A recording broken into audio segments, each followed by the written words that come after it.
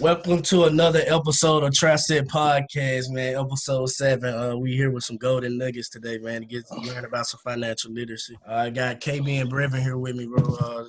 My colleagues, bro. We're gonna give y'all some great information today. We got a guest here today, Simone B Bees.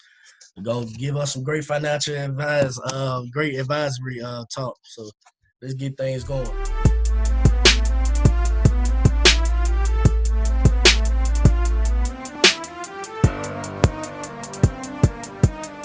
How everything going for you, Simone? Everything going good. Thanks for having me on. Thanks for inviting me on. I'm happy to be here and spread the knowledge. Oh yeah, thanks for the opportunity. Yeah, thanks for this opportunity for sure. I'm pretty sure there's a lot of people out here that can't wait to hear you speak as well, because you had a great book that you wrote that went number 1 on Amazon about financial literacy, the Financial Starter Kit. There we go. Shout out to it, man. Thank you. It was number 10, but yeah. Number 10. Well, look, we're going to win. It was up there. Yeah, it's pushing. Yeah, so I'm pretty sure everybody's excited. Can't wait for this episode to drop because I'm excited as well because I'm ready to hear this financial literacy. And I'm pretty sure Kobe and Brevin is too as well. I know Brevin is. So, I got a question. What made you get on Twitter and like ask about podcasts? So I think that's how I reached out to you because I think. Because I'm just trying to spread the knowledge and just come on to people's podcasts. I know a lot of people have podcasts now, and I just want to come on and be able to just talk about financial literacy and just spread what I'm talking about. Yeah. It makes sense. So that's why you started your podcast? We ended up starting our podcast because I was tired of like other people's podcasts, and I didn't like how they were. So I was like, I want to do like a Drink Champs type podcast. Oh yeah, set out the Drink Champs, man. That's my thing right there. I like Drink Champs. Yeah, I wanted to do like an entrepreneur business type Drink Champ podcast, and like my friend Ari, she always quick with everything. So like Ari was like, all right, cool, like we can do it. And then Tara, she came up with the name. She was like, oh, let's call it Four Ghosts and a Mic. And that's just really how it kicked off. Like, so within 15 minutes, we had a podcast. So I'm like, damn, like that's pretty much how me and KB got Brevin got started. Like we just all hopped in the group message. We were like, hey, let's just hop on there. Let's just make a podcast, just see where it goes. And so far we've been having fun with it. Yeah, that's really all you need to do. Just have fun, be yourself, and just be different. So, like, it doesn't take really much to start a podcast. It's all about who's going to be consistent and who's going to be different and give the best kind of, like, content. Yeah, for sure, dude. Most definitely. Well, we're going to hop right into it. I'm pretty sure the viewers are ready for us to ask you a couple questions. Not too hard, just really about who Simone B Bees is and also talk about her journey throughout making the Financial Starter Kit book. So I'm gonna start off with this question as well. What was your background growing up, and who is Simone Bees for the people that may not know who you are? So my background growing up, I grew up in Arlington, Virginia. I just played basketball my whole life. My dad, he wanted me to be really, really serious, try to go to the league, stuff like that. But me, I was more into video games. So I was always playing video games all day, every day on Xbox Live, PlayStation 2, back when it was on dial-up. Like I had a 40-foot cable going from like downstairs, upstairs. I would play like Tony Hawk all day. So I was just literally playing video games all day, every day. So of course I wasn't really hooping like that. I was good, but it's like, if you want to be professional and take it to the next level, that has to be your life. And I never really, once it got serious, like I never really cared too much to like get too serious with it. So from there, had to go to college, and my dad's trying to tell me like, you need to get into tech because, if you're not going to do basketball, you got to do something. So that's really how I got into tech. And I got like a degree in computer science from VCU, Virginia Commonwealth. And from there, I just been working in the defense industry since then. But throughout that time, like I got into credit card debt, then I had to like dig my way out of it, like break all those bad habits that I had from before. And I had to get my way out of all that credit card debt and just all the bad habits that I had. And I was able to do that by going overseas and working overseas for like 3 years. But with them being overseas for like 6 months, I was out of all the debt that I got myself into. So that's really how I got started. That's a powerful story because a lot of people just seem to like just want to have overnight success, but not actually take that it not actually understand that it takes a process to get to where successful people are. So that's pretty much like, I guess, like a lesson that everybody need to be taught in life. I'm pretty sure that everybody gonna go through a hardship, but it's basically, what are you gonna do with that hardship? Are you gonna turn it into negative or into a positive? So a lot of people, you know what I'm saying, just need to understand that, because it's a lot that, you know what I'm saying, a lot of people may just want just to fall out the sky, but it don't work like that. I have a question. So why overseas? Like, what was the thought process? Like, I need to get out of debt. Let me go overseas. Yeah. I'm sorry. I'm just asking because I was curious about it. Yeah. So basically, like, I've always wanted to go overseas. So that was before like the debt even happened. Like, Okay. I always wanted to go overseas. So in the DC area, it's all the government companies. So you have federal government, you got government contractor companies, you have like smaller government contractors who work directly for the government. But so what would happen is people would go overseas, they would go work in like Afghanistan, Iraq, like back in 2004, 2005, 2006, that time period. What would happen is people would go overseas, right? They come back, buy a big ass house, all cash. Like, I'm talking a huge house, basically like a mansion, all cash, and they buy a BMW, all cash, and they be black. And I'm like, yo, and they're young. So I'm like, yo, what are they doing? And then I found out they were going overseas, doing these overseas contracts, making like $200,000, $300,000, $400,000 a year tax free. Oh my God. Yeah. So I was like, I got to do that. I was like, I don't know what I'm gonna do, but I'm gonna figure out how to get overseas. So I've been wanting to be an overseas contractor since I was in high school. That was an easy decision from basketball and that. Yeah. I mean, easy. It's easy. It's easy money. The hardest part is really just like being away from your family, but the money is really easy and it's tax free. Like, you know, you make 100, 150,000, 200,000 a year tax free. Like, I mean, it's hard to go wrong doing that. You don't have to do it forever. Yeah. I know you said, I know you probably can't speak too much on it because you said it's government, but I'm a computer science major too. So what do you do? Like, how did you get into the field that you're in? So when I first started out with government contracting, I was doing like software engineering work. So that's what I was doing at first. But when I went overseas, I wasn't doing any more software engineering work. I'm doing more like hands-on IT and dealing with like the hardware on these systems. So it's really not that complicated. It's like you're troubleshooting the system, making sure that it's up and running at all times. And like you have to install software on the system, stuff like that. Like, like if a server breaks on the system, you gotta fix it. So it's really more like your technical support and you're the engineer on the system, making sure that it runs at all times. So it's like, it's still technical, but it's not like programming at all. Like that was the main thing too. I hated coding.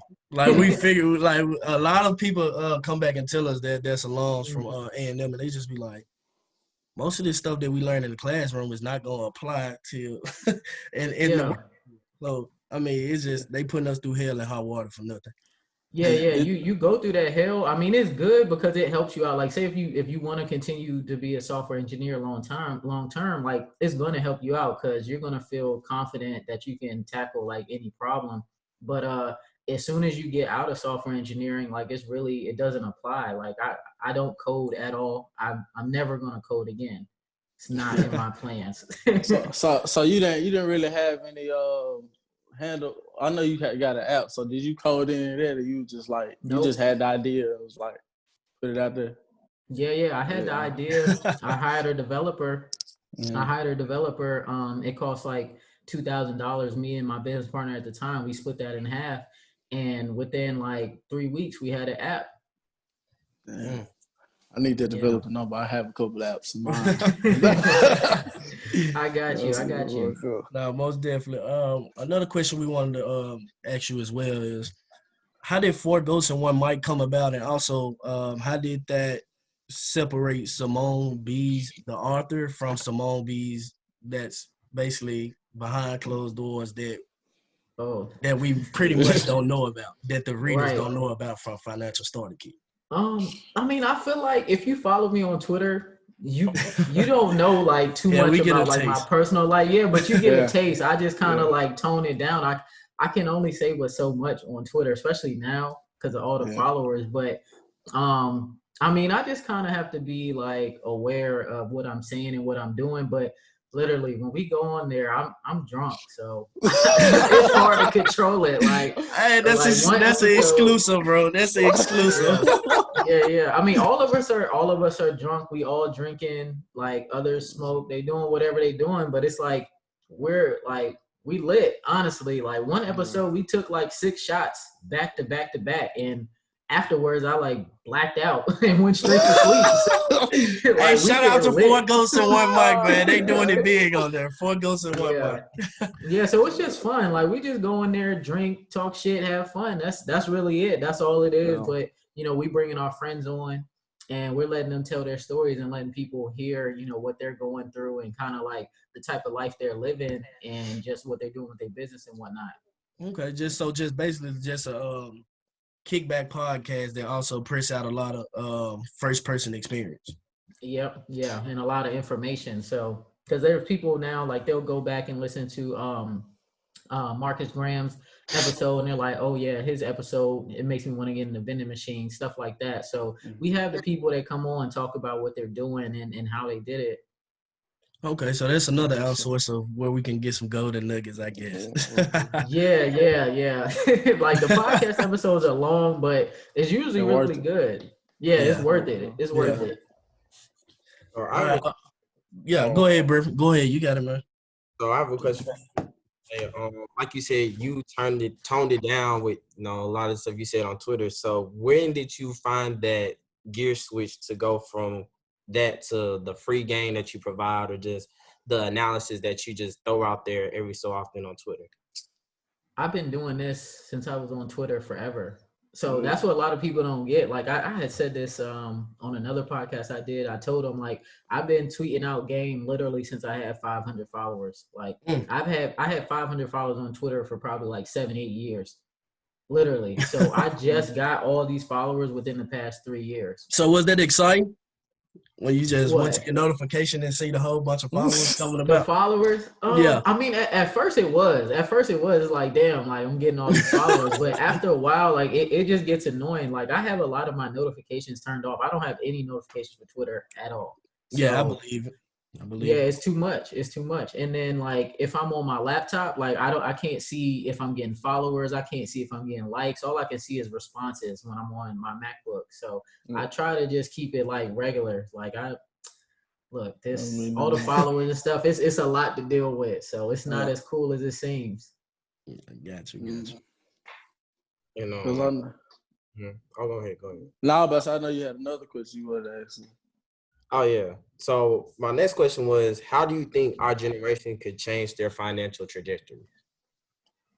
Honestly, tech, like either tech or sales or real estate, but if you're trying to do it in the professional space, tech, I feel like, is the easiest way. Like, you will end up making 6 figures working in tech. Like, there's no ifs, ands, or buts about it. You're going to get to making 6 figures. So with that being said, not to cut you off or anything, is 6 figures enough in 2020 and so far on?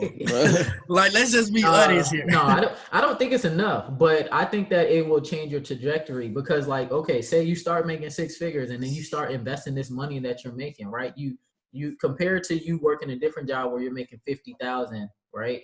And then you work in a job where you're making 100,000 and you're working remote from home.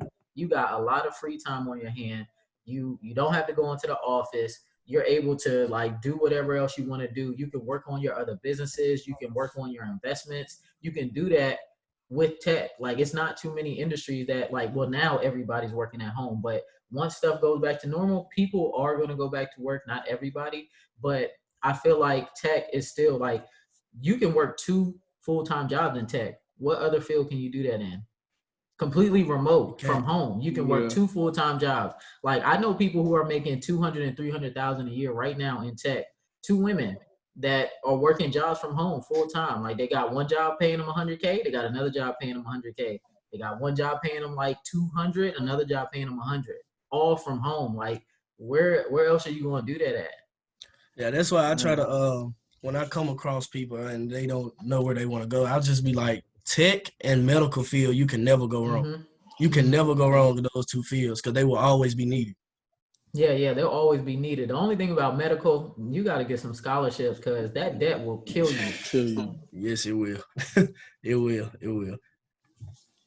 Yeah, that's good. So what was your first investment? What was the first thing you invested in when you started? When you came back, I guess, from overseas and got out of it. I was investing while I was overseas, but I would say like my she first started early, bro. Yeah, I'm knowing, but I was wondering, what was your first investment? What did you? I would say my first real investment was definitely Gifitize, the app. So that was 2016. I was still here at home. My first real investment with the overseas money was crypto. Like, I think I put 20,000 into crypto. I started with 20K in crypto, and I like 10x my money from 2017 to 2018. Wow. Just a 1 year, just a 1 year just in 1 year investment. Yeah, That's crazy. Yeah, 1 That's year crazy. investment. Mm-hmm. That is crazy. So, what's next for Simone Bees? I know that you got to a point to where the Financial Starter Kit is at top 10 on Amazon, and also just having your Four Ghosts and One Mic podcast, also having that as well to give your readers a backside story of Simone Bees. So, like, what's next for you? Like, what's that ultimate goal for you in the near future that you want to achieve? So my ultimate goal is retiring corporate. So like I'm gonna be done by 30. So rich by 30. August 2022. Like I gotta be done with my job by then. And then my next major goal is gonna be to come out with more material for the Financial Starter Kit, and then follow up with another book as well. Cause I got everybody on to like saving and like investing long term. But I think the way that the economy is going and things like that, like we're going to need to really, really invest and really start to figure out how we're going to multiply our money and not just like save it. Because some people, they save and then they don't really ever get to invest in. So that's going to be my next goal. But overall, I mean, I just want to keep giving back to the people. Like whatever I can do to keep giving back and spreading my message about tech, financial literacy, and the defense industry, like that's my goal. Just keep spreading that and keep getting bigger to be able to touch more people. That's it. I just want to help as many people as possible. Like my goal for next year is to get 100 people making 6 figures. So I'm around 12 people now. Yeah, I got 12 people now, so I got 88 to go. Wow, that's great. I know that's great because it separates you when you can bring people along on their journey and help them achieve a goal that they wanted to achieve. So just thank you for dropping the information in the Financial Starter Kit, because a lot of us need that as well. But one more question that I wanted to ask you personally was, by you having invested in your into different things when you started out investing, what would you say was probably your worst investment and your best investment, as far as like, and when I say best, I mean as far as like, not as I got a big return on investment, but like the journey, the process, and everything was just great that came along with it. Yeah, so the worst investment was like my first stab at real estate besides my townhouse, right? So I tried to do like a private lending where I was giving somebody money for them to do their flip, and they were supposed to give me a return every month. And then at the end of the 12 months, they were going to give me my money back. So I gave them $10,000. They paid me my money for about 3-4 months, and then they just went ghost, right? Oh wow. So yeah, and then I didn't have my paperwork set up right. That's why, like, can you do paperwork? Like, I ain't have my paperwork set up right, so didn't have like a lien against the property or anything like that. So they were able to run off just like that, and never heard from them again. So that's definitely the worst. And that's why I recommend for people to like stick with the basics when you start investing, because when you like jump out there and you jump from like you don't really know nothing to an advanced type of investing, you're leaving yourself vulnerable for risk and vulnerable to get scammed because you really don't know what you're doing. And then in terms of my best investment, honestly, that's in myself. Like, and that's always been like my whole life. Like my best investment has been in myself. Like even everything you see with the financial starter kit, me doing consultations, doing these podcasts, stuff like that. Like really it's like just investing in myself because I see myself growing to being somebody I never really saw myself becoming. Like I never thought I would be anybody that like would ever come out with a book. Like if you knew me back in school, I had everybody writing my papers for me. So for me to write a book, like even in college, like I had people doing my papers for me. Like it's crazy. Yeah, it's amazing.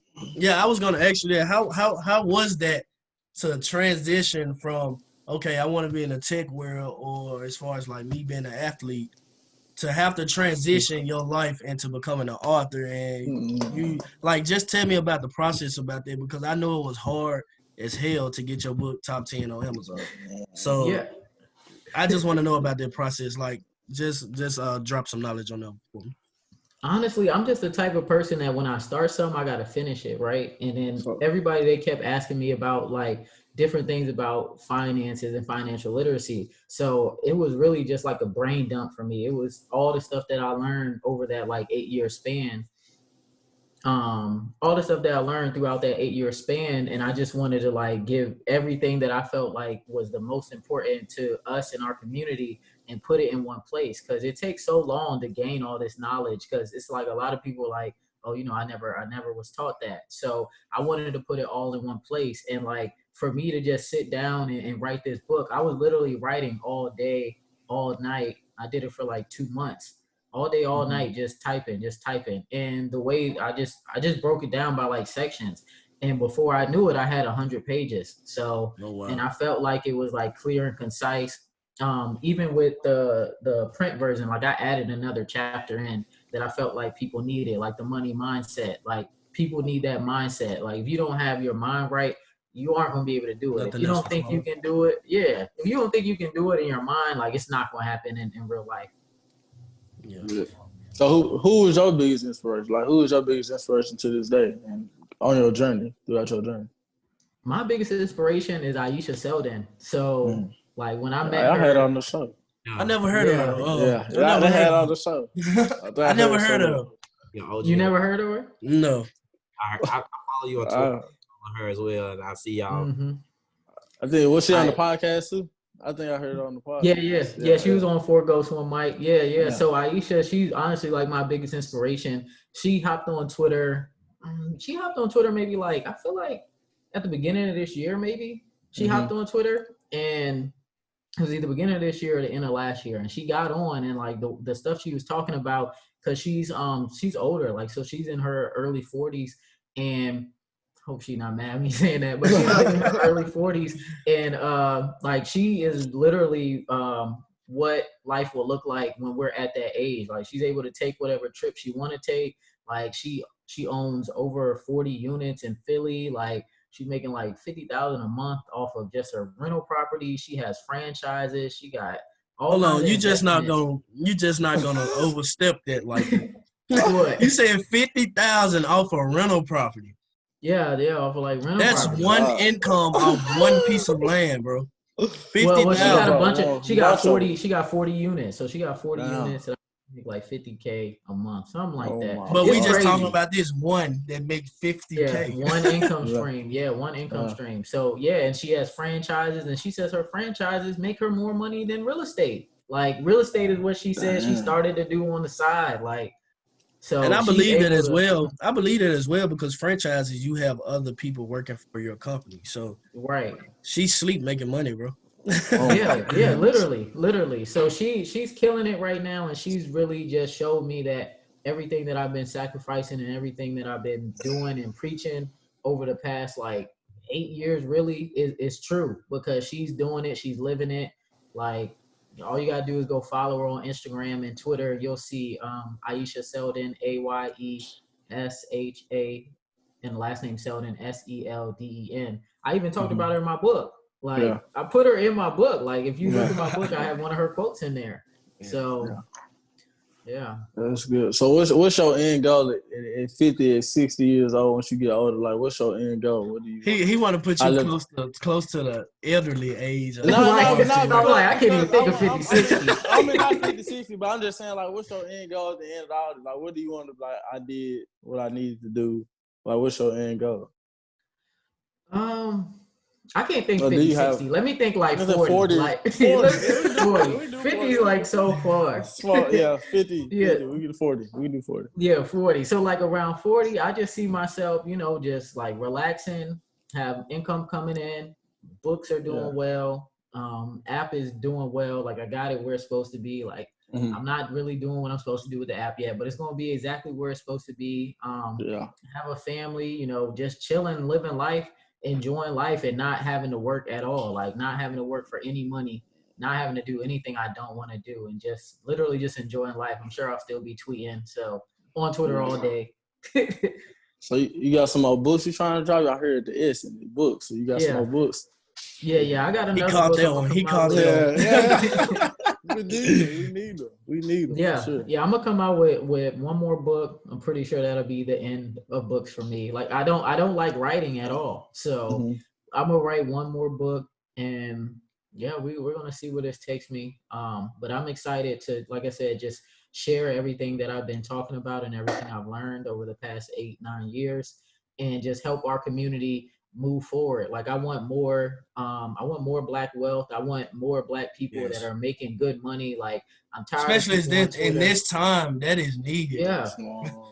Yeah, I'm tired of people on Twitter talking about like, oh, everybody on Twitter makes 6 figures. Well, I mean, if you surround yourself with people who make 6 figures, other people are going to connect with other people who make 6 figures. So like, I think that we should all be trying to make 6 figures, and there's nothing wrong with that. Like at this point, that's what you really should be aiming for, because anything less is really hard to even survive, for real. Like, or not even survive, but like live a comfortable life. I want everybody to be able to live comfortable, no issues, not having to worry about when the next time you get paid. We all worried about that day when, you know, you can just have all your bills on automated. Yeah, you got all your bills on auto pay. That's really step one. Once you get all your bills on auto pay, you're like, oh, okay, like this is nice. Like this is how it's supposed to be. That's how it's supposed to be. Yeah.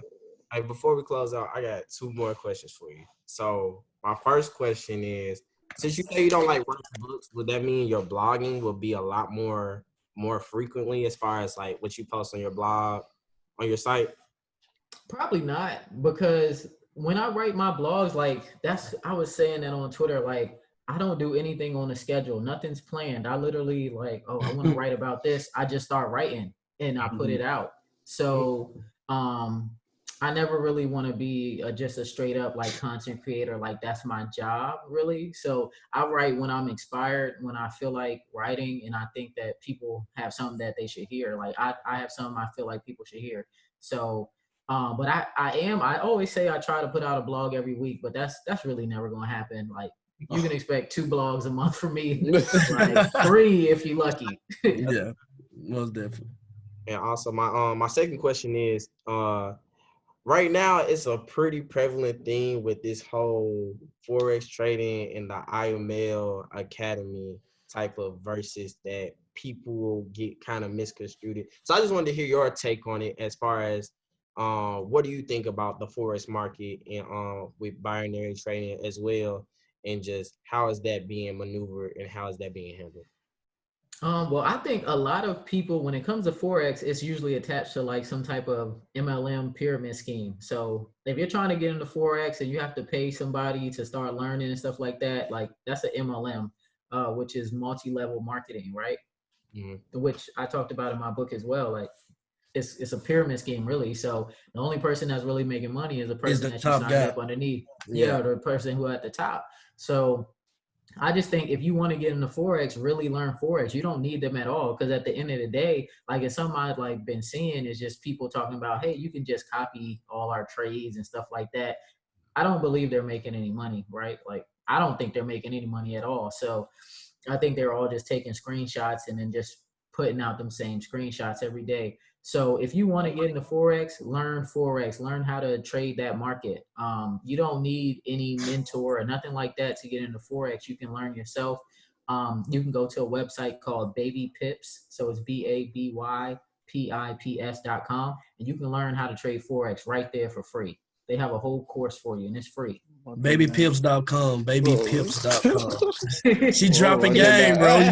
We have to catch it, bro. She dropping game. Make sure we add that in the bio. I mean, in the comment section.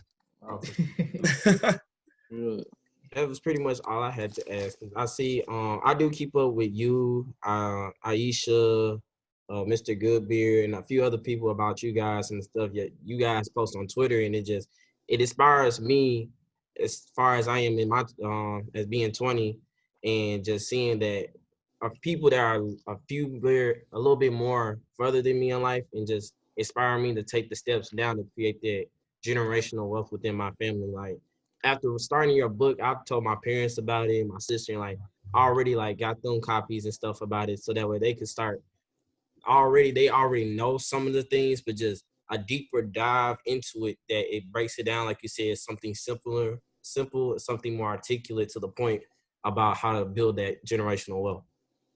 Yeah. I think that, if families, if us Black families come together and start really focus on building generational wealth, like we'll be completely fine. You have no power if you don't have economic power. So that's really where we need to start. We need to start with getting ourselves right and building our own economic powers and focus on group economics so we can really move forward. Yeah, no doubt. That's the only way we're gonna gain power. So we have to be able to own things, grab ownership of things. That's the only way we're gonna have power. But everything's good.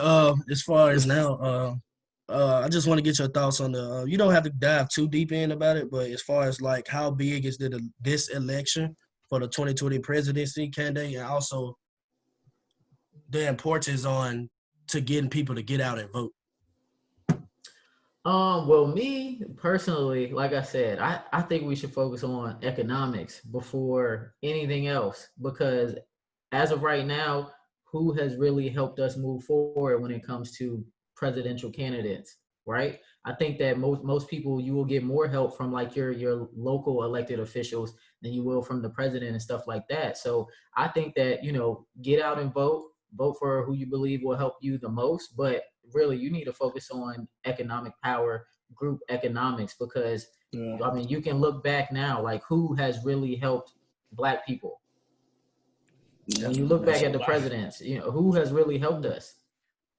I think we need to help ourselves. And then, because something that a lot of people don't know, the Asian community does not vote at all. I know they have like they're helping stuff back in the other countries, but like they don't vote at all. But you see, they have whole towns. If we just had our own towns, our own economies, we wouldn't really be worried too much about what they're doing anyway. We just need to, and we would have the power to change, the execution that's going on of Black men and Black women by police every day. We really have some change in that because we would be able to lobby. So lobbying is when you take your money and pay politicians to go for what it is that you want. Like, so we wanted this to end, we really need to start lobbying for these laws to change. That's how everything happens. Like these big corporations, rich people, they pay to have whatever policies they want put in place. And that's crazy. Is that me and we was talking about that last week about some of the things we wanted to ask about how we can change the future going forward as far as with police brutality, and how the market and how Black Americans as a whole can use that money to actually push that, like you said, lobbying and push politicians to change the laws that they have in place. So it's pretty interesting that you brought that up. Yeah, it's pay for play. Like whatever you want done, you have to have the money to get it done. Really, I mean, it's how America works. Unfortunately, it seems like it's more of a corporation over a country. But so with enough money, you can get like anything changed. Look and see what type of stuff Bill Gates is trying to get changed. Look and see what he's pushing for. Yeah. Most definitely.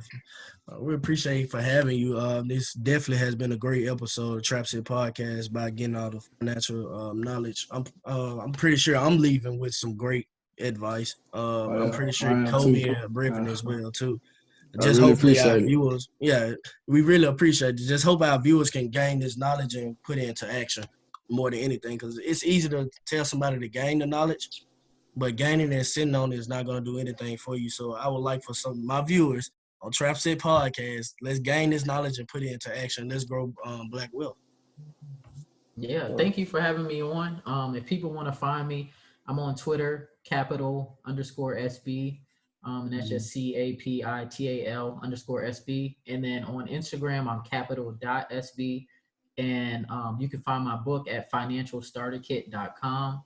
And if you're interested in the defense industry, you can find that at www.defenseindustry.guide. And Giftize if you want to download gifts and videos for free from Twitter. It's only for iPhones. But yeah, like, and my blog sorry, is on Android. Yeah, but it's coming. It's coming. I've been saying that forever, but it's really coming. It should be out hopefully by November. Giftize should be out for Android.